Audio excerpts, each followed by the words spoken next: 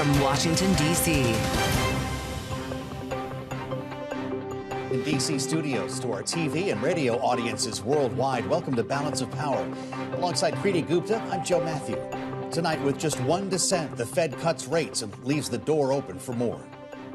I think we were right to wait and see how tariffs and inflation and the labor market evolved. There wasn't widespread support at all for a 50 basis point cut today. I think you could think of this in a way as a risk management cut. The announcement from Fed Chair Jerome Powell as the FOMC points to inflation risk and rising employment, all part of its unemployment, I should say, all part of its rationale for cuts. The vote breakdown and what Powell said to reporters right after, up ahead. We'll also look at the impact the decision had on markets and how the president is receiving the news tonight as he continues his state visit to the UK. We'll take you to London. Plus, we'll have fresh reaction to the Fed news from Capitol Hill as the clock ticks now on just 5 working days before a government shutdown, when Minnesota Senator Tina Smith and North Carolina Congressman Greg Murphy join us, both up ahead. We have our reporters covering it all tonight with Bloomberg's Annmarie Hordern with the president in London and our very own McKee right here in our Washington bureau. Plus, Romaine Bostick will be joining us from World Headquarters in New York. But we begin tonight in London with Bloomberg's Annmarie Hordern, traveling with the president, reporting live now on the visit to the UK. Annmarie, no response from the president just yet, unless you've heard something on the Fed decision, but certainly a lot of pomp and circumstance to go around. Certainly a lot of pomp and circumstance, and it continues even though the press have been sent home. Of course, the president continuing his evening in the castle behind me at this state banquet dinner. We did hear from the president, though, really talking about the special relationship, saying that these two countries, the relationship is even more than the word special. It's 2 notes to 1 chord. And then he went on to bring some politics into it, saying, as he says on a lot of trips, the U.S. is the hottest country right now. And of course, maybe he is especially feeling that way, given he is sitting next to tech titans, surrounded at this table with UK royalty, who just decided to invest tens of billions of dollars into the UK. Take a little bit of a listen to what the president had to say at the start of this state banquet during the toasts. We are, as a country, as you know, doing unbelievably well. We had a very sick country 1 year ago, and today, I believe we're the hottest country anywhere in the world. In fact, nobody's even questioning it, but we owe so much of that to you and the footing that you gave us when we started. Now, Joe, the British have really went out of their way to make this incredibly personal for President Trump, including an after-dinner drink with a cognac from 1912, the birth year of President Donald Trump's Scottish-born mother.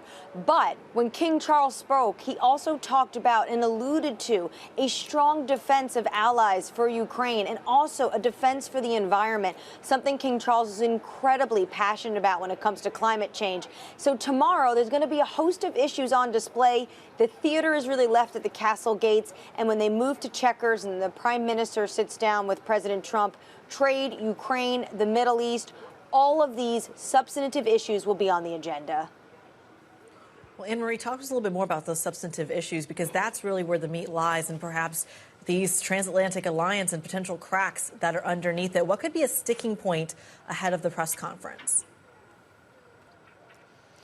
Well, what makes this incredibly awkward is the Prime Minister, Keir Starmer, is really underwater right now in the polls. You had 3 forced defections from his government, individuals that were ousted within 2 weeks or had to resign. So all of this happens at a time when the prime minister is incredibly weak at home, very different from the moment 7 months ago when he extended this invitation for a second state visit. So he doesn't have a ton of leverage. An issue like trade, where the UK government was going to push to try to get the 25% steel tariff level down to 0, as well as trying to get exemption for Scottish whiskey. All of that seems to be off the table and the UK just capitulating. So I think there's going to be a tremendous amount of discussion, but some awkward moments, especially when it comes to one reporter from the Times saying that the UK is prepared this weekend after the president leaves to recognize Palestine as a state, and a number of other issues, as well as Jeffrey Epstein, which had those close ties, of course, to now the former British ambassador to the U.S., Peter Mandelson. Bloomberg's Annmarie Hordern joining us from London, England, following, of course, the president on his state visit. We thank you so much. Let's bring it right back to the conversation here in Washington, and specifically to the Federal Reserve, as the Fed cuts interest rates by a quarter point and penciled in 2 more this year. The FOMC voting 11-1 to cut the target range, with the newly minted Fed Governor Stephen Miron dissenting, favoring a larger half-point cut. Fed Chair Jerome Powell commented on the decision during the press conference earlier today. I think you could think of this in a way as a risk management cut, because if you look at the SEP, actually the projections for growth this year and next actually ticked up just a little bit, and inflation and unemployment didn't really move much. So what's different now? What's different now is that you see a very different picture of the risks to the labor market. Joining us now live in our Washington bureau, Bloomberg's Michael McKee, who, of course, was in the room during today's presser, asked a couple of questions to Jay Powell. Mike, he calls this a risk management cut. We know Jay Powell, in Donald Trump's first term, had talked about insurance cuts. Since then, he's talked about bringing the rate right back down to neutral. Is that what this is, just bringing things back to neutral? Well, that's the direction, but whether they go that far that fast, as the dot plot suggested, was something that perhaps Powell was trying to walk back a little. The idea being that we are seeing inflation still up and not moving any lower, although the Fed thinks maybe it's just going to be this one-time move and it'll stop going up. But the employment situation seems to be deteriorating. And if employment deteriorates and we see the unemployment rate go up, that should bring down inflation as well. So the risk management, the risk is on both sides, he said, but the risk management idea is to treat the employment side of the mandate right now and hope that the inflation mandate doesn't get any worse. Maybe you just answered this question, but I just love the way you cut through the jargon when you're in that room talking to the chair. Your question today essentially was, if inflation is rising, why are we cutting? So the answer is we're looking at one side of the dual mandate. Well, they are in tension, is what Powell was saying, and they can't attack both at the same time. So they have to pick one. And the feeling is that the weakness in the labor market is the one that would respond most to what their interest rate is, because they think the rising inflation rate is mostly due to tariffs. And that will be a one-time effect. If that goes away or that passes, then they still need to prop up growth in the U.S. and do that through cutting rates a little bit. But this is going to be a meeting-by-meeting decision. Although the dot plot said 2 cuts, it was basically a tie vote. And so I think you're going to have to watch meeting by meeting whether unemployment goes up or inflation keeps rising to see whether they're actually going to follow through with any of those cuts. It'll be interesting to watch what Miron does in the future here as well, the newest member. Bloomberg's Michael McKee with us in the Capitol. Thank you so much for your coverage today, Mike. Joining us now with her perspective live from Capitol Hill is Democratic Senator Tina Smith of Minnesota, a member of the Senate Banking and Finance Committees. It's great to have you back, Senator, on Bloomberg TV and radio. I assume you're happy with the move today. Maybe you wanted something bigger. You can tell us. Was President Trump right, though? Was Jay Powell too late? Well, listen, I really support the action that the Federal Reserve took today. And I think, as Jay Powell said today, they are balancing 2 risks. They are balancing the risks of inflation on the one hand and the risks of declining employment on the other hand. So I don't second guess the decision that the Fed made today. I think that the problem that we all have is that tariffs are really clearly fueling inflation. And as I think Jay has said, we don't really know the full impact of what those across the board, roughly all in 18% tariff impacts are, because we haven't really felt we haven't felt it all yet. And at the same time, we're seeing very low low growth in employment and shortages of workers, as Chair Powell said, fueled in part by the president's immigration policies. So they've got a complex set of risks to manage right now, and I think they're doing a good job. Well, Senator Smith, I want to come right back to the question around tariff and the pass-through there, because Jay Powell addressed that in his press conference today, actually saying the contrary, saying that tariff inflation pass-through has been slower, has been smaller, and even the job slowdown isn't entirely coming from the tariff story. That's something we've heard, a narrative we've heard coming out of the White House. What are you hearing from your constituents, though, in terms of the reasons behind why the labor market is slowing down? Well, I think first of all, there's a huge amount of uncertainty in the economy right now, and business investors, capital doesn't like uncertainty. When there's a lot of uncertainty, capital tends to hold back and kind of play a little bit of a wait-and-see game. Simultaneously with tariffs, what we've seen, I'm hearing this from Minnesota companies, is they did their best to buy in as much as they could early, hoping to avoid the impact of tariffs because they're the ones that are going to end up paying it. And also consumers were buying that iPhone in February rather than waiting until November because they thought it was likely that it might cost a lot more. So that creates some distortions in the kind of economy that we haven't felt the full brunt of yet. And then I think there's another thing happening which is quite interesting, which is that American manufacturers are looking at price increases because they don't want to be, they're not going to sit there with a 0% price increase when their foreign competitors are increasing their prices by 10% or 15% to help to cover the cost of these tariffs. And all of that has the impact of driving up the cost of goods, driving up inflation, creating more uncertainty in the capital markets in terms of investment. And what's happening, what I'm hearing in Minnesota is serious problems with the labor shortage, especially in areas like agriculture. I want to ask you about some of the other news. This came against the backdrop here, Senator, of not only a debate over government funding on Capitol Hill, but also one over political violence. There have been a couple of really interesting conversations and hearings, including one in the Senate today with the FBI Director, Kash Patel. We heard from your colleague, Senator Amy Klobuchar, who talked to him about some of the threats that lawmakers are facing on both sides of the aisle. I just want to have our listeners and viewers hear a piece of that conversation. We'll have you respond. Let's listen. Last week, Director, your friend Charlie Kirk was gunned down on a college campus. I'm sorry for your loss. In Minnesota, only 2 months ago, a madman took the life of my friends, Melissa and Mark Hortman, shot Senator John Hoffman and his wife Yvette a combined 17 times. I actually don't want to go tit for tat on this, but what I am asking for is that this rhetoric of blaming one side or the other stop, if you could convey that to the president, and that we actually work on things that are solutions. So could you commit to me, Mr. Patel, Director Patel, that you will do that? Absolutely, Senator. In light of the recent political violence that we've seen, of course, Charlie Kirk brought this back to the fore as a major conversation in our politics.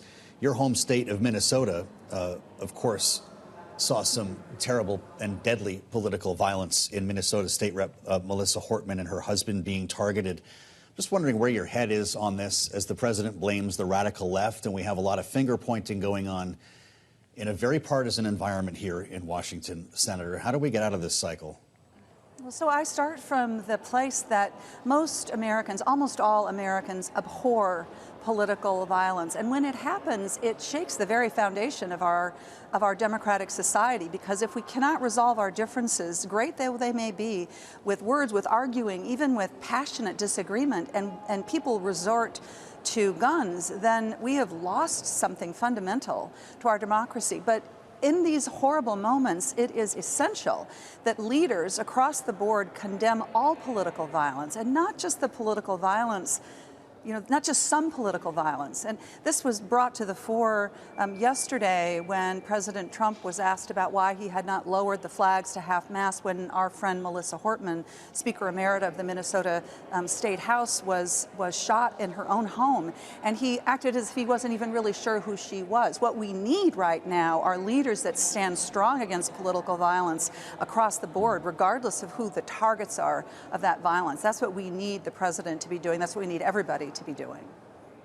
Well, it was noted, of course, that the president did not call Governor Walz after the Minnesota assassination. What do you make of the different reactions that we've seen from the administration to these events?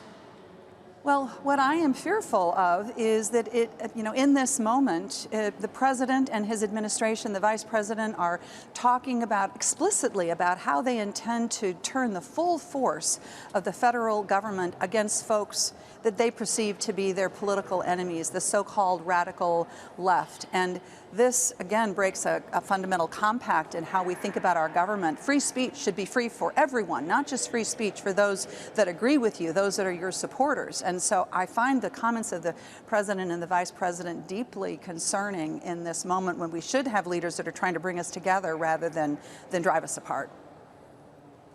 Well, Senator, speaking of driving apart, I'd like to ask you about the latest negotiations when it comes to the government shutdown that's been looming on the horizon. Are you seeing progress being made when it comes to the asks like the extensions, when it comes to the Obamacare subsidies? Is there progress being made? I'd like to say I see progress, but I actually don't. What I see is the president who said, I think a couple of days ago, we don't even need to deal with the Democrats on coming up with a budget. And so we sit here, we are ready to talk, we are ready to negotiate. Here's the thing. I would be willing to talk with anybody who wants to work with me about putting together a budget that's going to lower health care costs for my constituents. But if there's no conversation, if the Republicans are just saying, we don't need you, then I don't know how we get off of the dime. I don't know how we keep moving.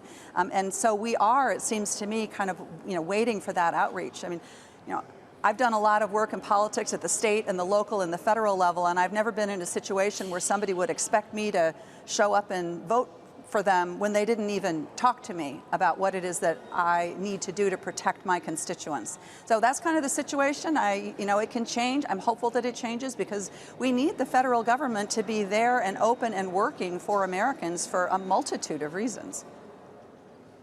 Senator Tina Smith of Minnesota, we thank you so much for your time, spending a little bit of your evening with us and giving us that update. Coming up on the program, a look into economic implications of today's Fed decision with Jared Bernstein, former chair of the White House Council of Economic Advisors. That conversation coming up ahead. But first, another on a potential government shutdown, as we were just discussing with the senator, this time with Republican Congressman Greg Murphy of North Carolina. That coming up next on Balance of Power, right here on Bloomberg TV and radio.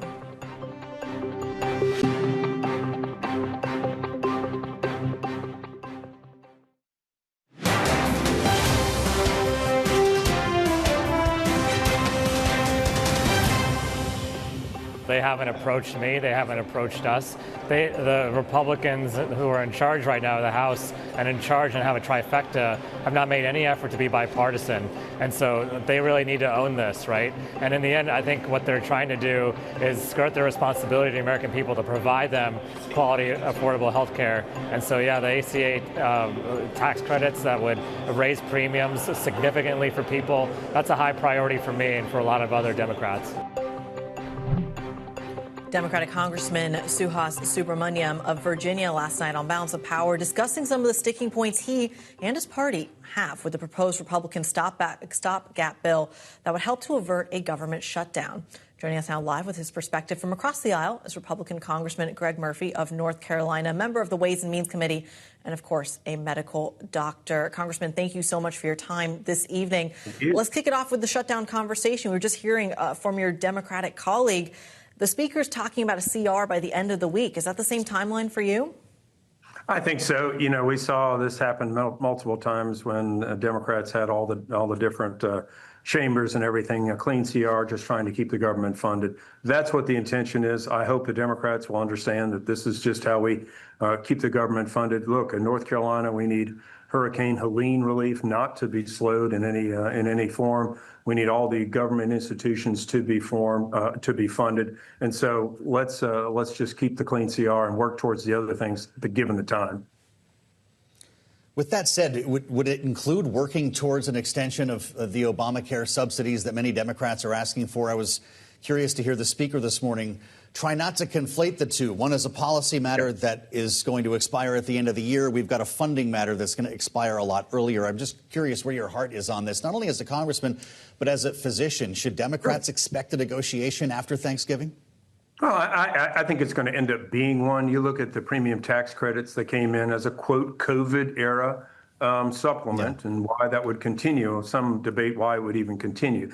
But if you looked at what happened during these premium tax credits, they were giving tax credits for people that made $400,000, more than that, just to have a quote afford assurance. That's nonsense. We need to get back to a reasonable number. There were also, and this was what's crazy, there were 30 million individuals enrolled who never filed a single premium. So it begs the question, how many of those were enrolled fraudulently? And, the checks get sent directly to insurance companies. So this has been a great boondoggle for insurance companies, as was the ACA. So any of the rhetoric that comes out of the insurance industry that we're going to raise premiums is really just saying, hey, we want to preserve our profits rather than actually pass down savings to patients. No. So, yeah, we're going to have to find somewhere. This thing where you pay no money whatsoever, look, we live in a world where people have to pay for things. It's on a graduated scale, obviously. There's a lot of room to discuss here, but this has nothing to do with the CR as we're moving forward. We just need to fund the government. We can have those discussions in the ensuing months. It doesn't come due until the end of the year. Well, Congressman, I want to continue to lean on your expertise as a physician and talk about what we heard in terms of the hearing around CDC Director Susan Monteris speaking to senators earlier today. There's a big question in Washington, across the country, about whether we should be trusting the guidance coming out of the CDC. From your perch, what do you say to that? What happened during the pandemic was tragic. We saw what should be an objective, healthy field where we don't have politics polluting medicine. We've seen this occur over the last 5-8 years, not only in what the CDC has been saying, what NIH was funding, what was happening with medical education. We saw, honestly, progressive politics seep in and pollute what should be an objective science. The CDC is not a pristine organization.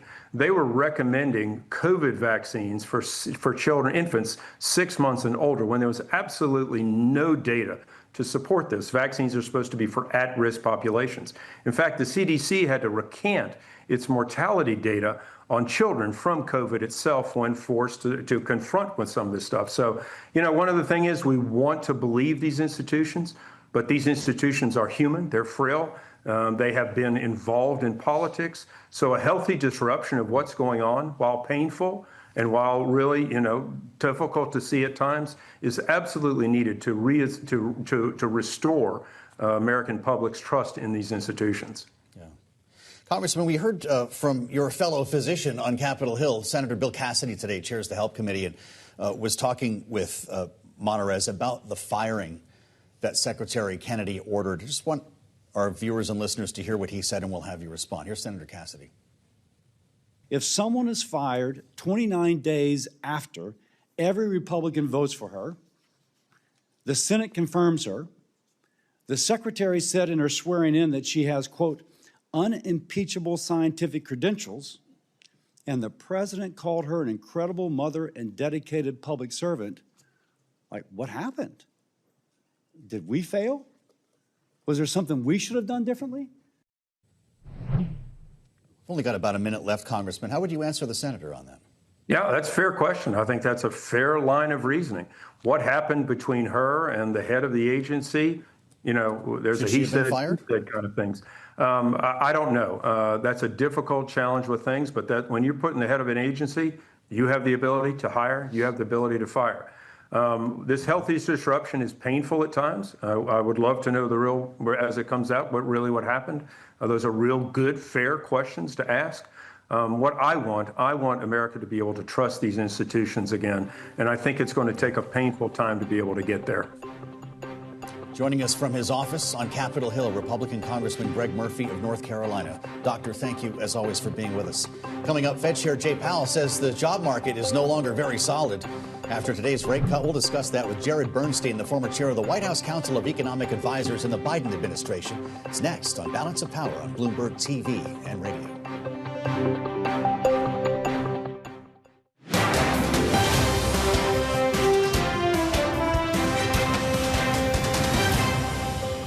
In support of our goals and in light of the shift in the balance of risks, today the Federal Open Market Committee decided to lower our policy interest rate by a 0.25 percentage point. The labor market was in very solid condition with strong job creation and all those things.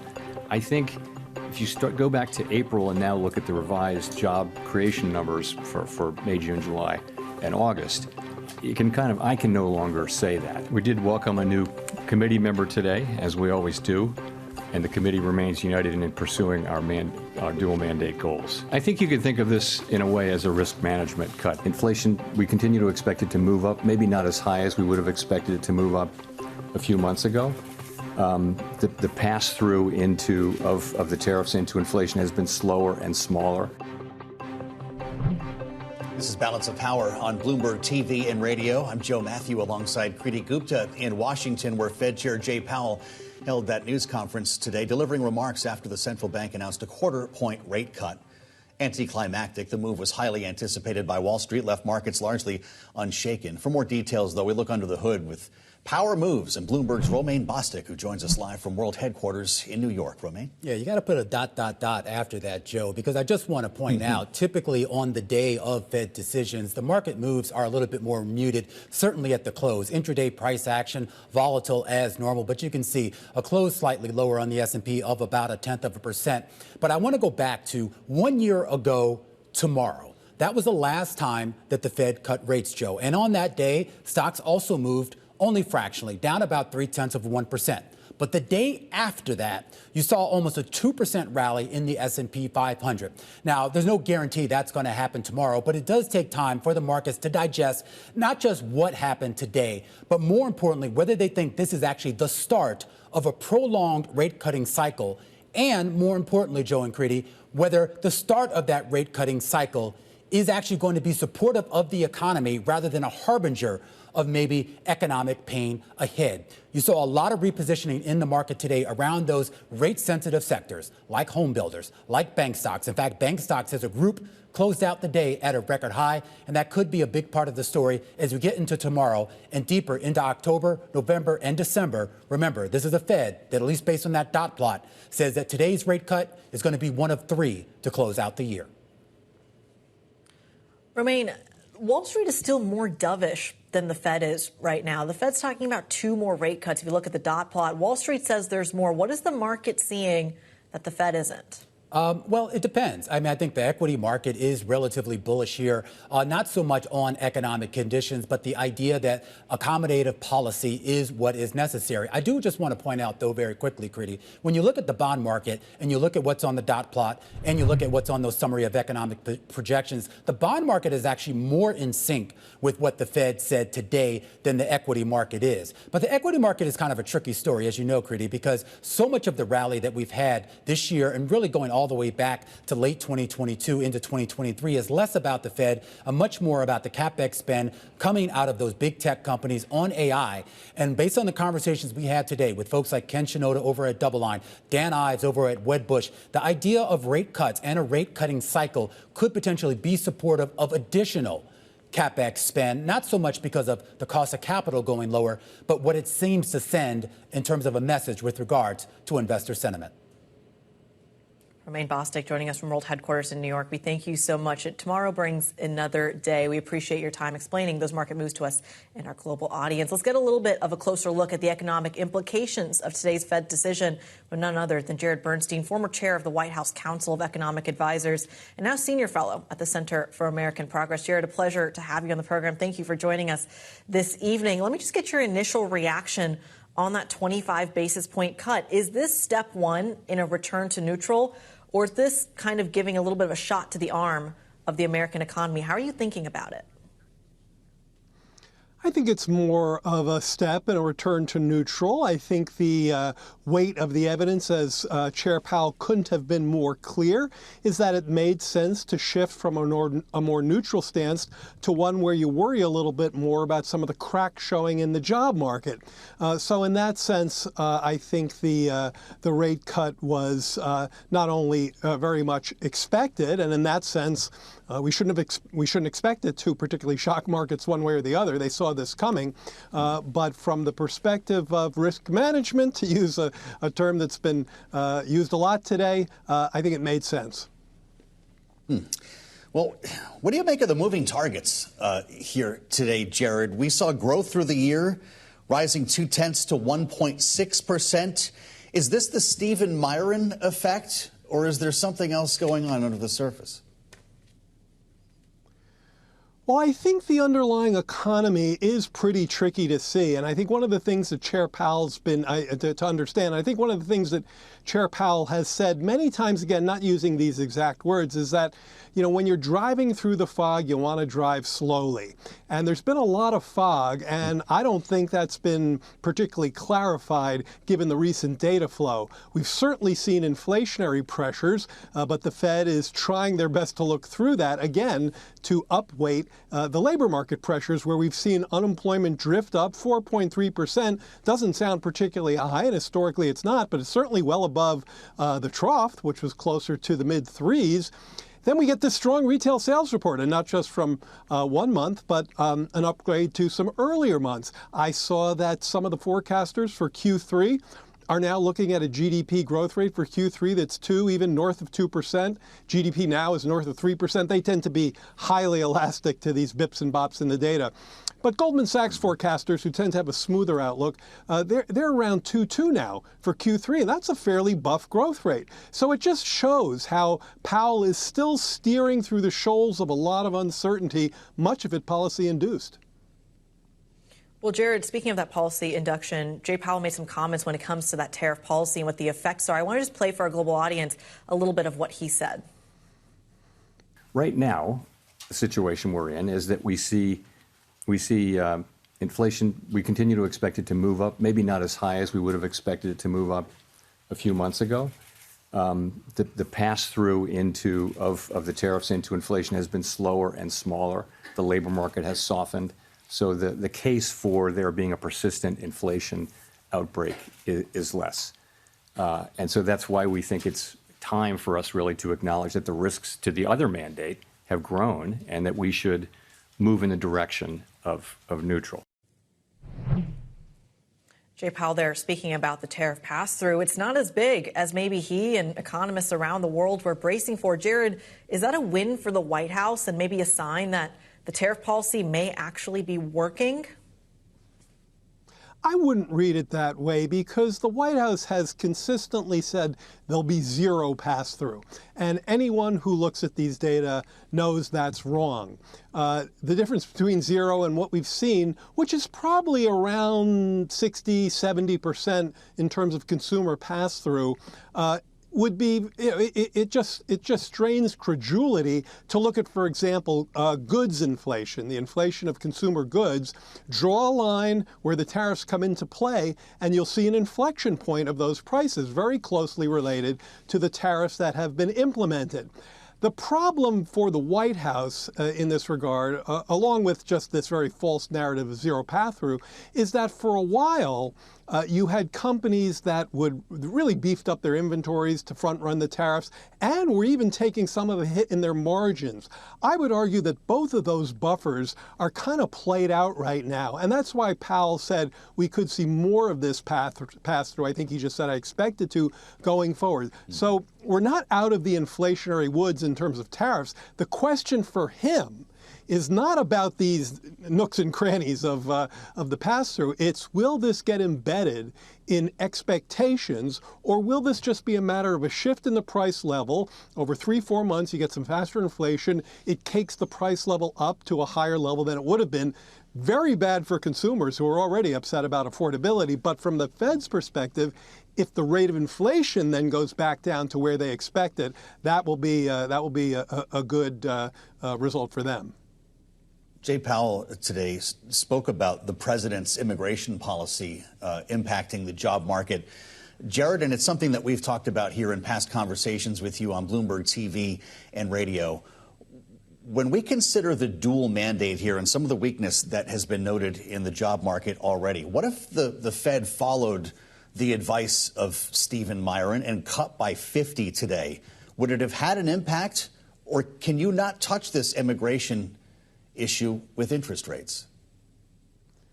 You can't touch this immigration issue with interest rates, full stop. I mean, maybe there's some complicated story somebody could weave, but I think one of the things that I appreciate about Powell and this Fed is that they're actually very clear about their dual mandate and not trying to, reach out much further than that, which is a good idea, especially if you're trying to maintain your independence. there's just not much they can do about the economy supply side in general, and I think pretty much zero when it comes to immigration. What you heard Chair Powell say today, and I think it might have been in a discourse with Bloomberg's own Michael McKee, who asked some very pressing and interesting questions about this, is that he has to worry about the economy's demand side, and that's very much where interest rates make a difference in interest rate movements. And he cited the increase in unemployment, up to 4.3%. Now, one of the things I think he mentioned, he didn't give numbers, was if you look at the black unemployment rate, 7.5%. Just back in May, that was 6%. That's a big jump, 1.5 points just since May. Now, that's a noisy series, and we could see it revert one way or the other. But if you look at unemployment durations, if you look at the very low rate of job creation, if you look at the negative revisions, all signs are supporting Chair Powell's decision to engage in a risk management that upweights the labor market's problems and worries a little bit less about inflation. They still have to worry about inflation. If you're a central banker, you probably, the first thing you say in the morning is, you know, I'm worried about inflation. But right now, they'd like to believe that the tariff effect will be a price level effect, not a lasting inflation rate effect. Well, Jared, just sticking with the labor market there then, at the end of the day, if we're saying that you can't actually maneuver the labor market with interest rate cuts, what does juice up that part of the world of economics? How do we get a labor market that has been slowing for months and had been slowing even earlier in the year to kind of catch up to some of the growth that maybe the White House and others are hoping to see? Well, let me be very clear and make this distinction between the two edges of the scissor, supply and demand. I tried to, strongly lean into this point just now that I don't think there's much that the Fed can do to influence immigration at all. On the demand side of the economy, I mean, there are some monetarists who believe the Fed sets the unemployment rate. And if you hold supply constant, I guess there's an argument there. The point is that they certainly can have an impact on economic activity, which thereby affects the unemployment rate. If the Fed wants the unemployment rate to go up, they can raise rates and slow the economy and vice versa. So those relations remain in place. We can have interesting and complicated arguments about the transmission mechanism and how strong or weak it is. But there's no question in my mind that the Fed can affect the economy's demand side through the credit channels that it influences with its rate movements. What I don't think they can influence is the economy's supply side very much, or particularly immigration flows. Jared, it's great to have you, as always. Jared Bernstein is the former chair of the White House Council of Economic Advisors, now senior fellow at the Center for American Progress. And check out his Substack, econjared.substack.com. For more insight on today's Fed rate cut decision, make sure to tune into a brand new episode of The Big Take, our podcast with Bloomberg's David Gura, wherever you listen to your Bloomberg podcasts. Coming up, President Trump set to speak at an Arizona memorial for assassinated political activist Charlie Kirk this weekend. We'll bring you the details. And the potential return of car chases to the nation's capital. We'll get into it with our political panel. We've got a good one for you next on Balance of Power on Bloomberg TV and radio.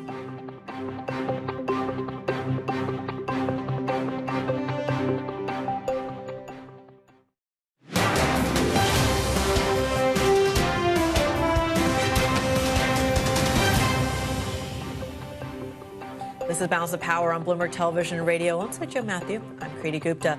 More on the Fed's decision and the impending government shutdown when we convene our political panel up ahead. But first, here's some of the stories we're watching in today's Power Brief. President Trump, Vice President Vance, Secretary of State Marco Rubio, and other prominent political figures are slated to speak Sunday night in Glendale, Arizona, at an event honoring the late Charlie Kirk. The event, which will also be live streamed, is being hosted in State Farm Stadium, a sports and entertainment venue that can hold up to 73,000 people. Seating will be first come, first serve, with the dress code being Sunday best, red, white, and blue. Illinois State Senator Karina Villa is going viral tonight after posting a video and live stream of her confrontation with ICE agents on the streets of her hometown, West Chicago, warning her majority-minority residents and informing them of their rights. Not in my city. Not in my city. Not in my city.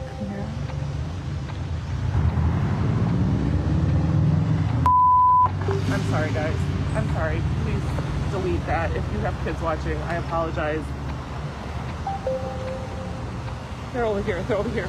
Bill, it says over a dozen people have already been arrested since ICE was deployed to the area. Local news reports the school district issued a, quote, secure and teach safety protocol to reassure parents their children are safe in school. And the House is considering a bill today that would remove a 2023 provision preventing policy from engaging in high-speed chases unless the suspect has committed a violent crime or poses an immediate threat to others.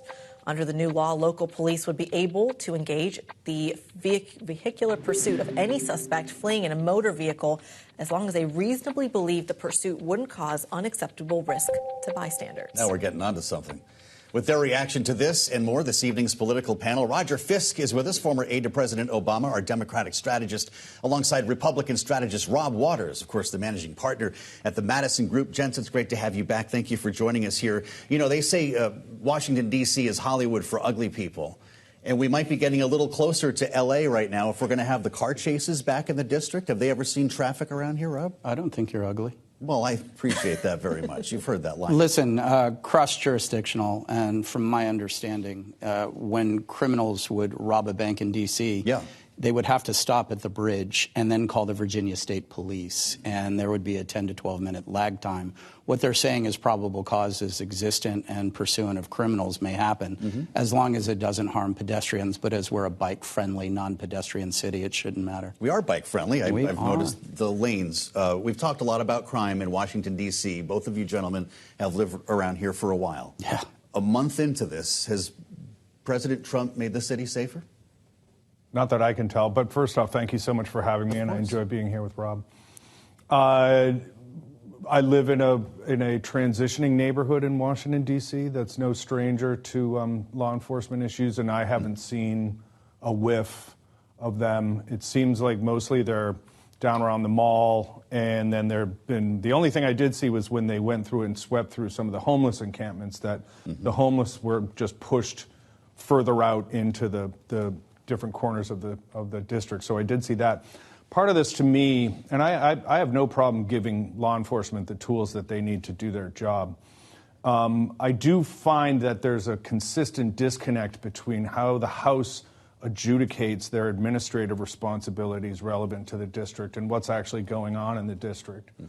For example, I'd be curious how many members of the subcommittee that governs the district actually know it in any substantive way and can think and have a thorough conversation about not only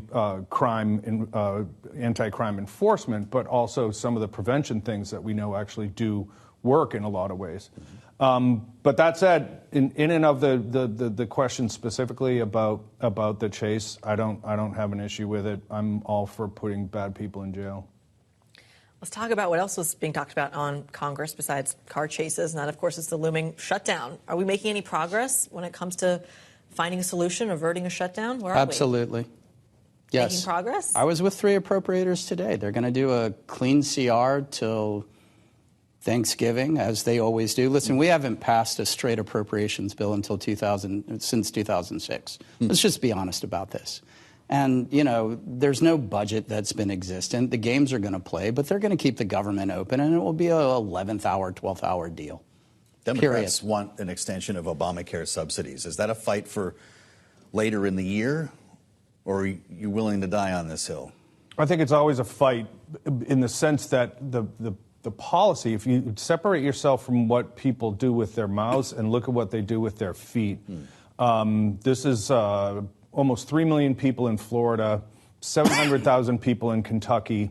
The governors that bought into it early are actually a huge fan, because if you can address people's health care needs proactively and get them care before they end up in a situation where they have to walk into an emergency room, just thousands of dollars on its face, that works better for the community, the family, the individual, everything.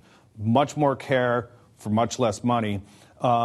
So, for example, take the governor of Florida. The question for Governor DeSantis would be, if you remove these subsidies and you scale down this program, how do you tell 1 million or 2 million Floridians that they're not going to have health insurance? Roger, I mean, I agree with your Most of your points, but to subsidize somebody who has $400,000 is a little different than saying subsidize a family of four at $63,000. Those numbers, which are COVID numbers, which was unbelievably funded by a previous administration to a detriment to our economy, are not existent right now when austerity and looking at reductions are, for example, now and here.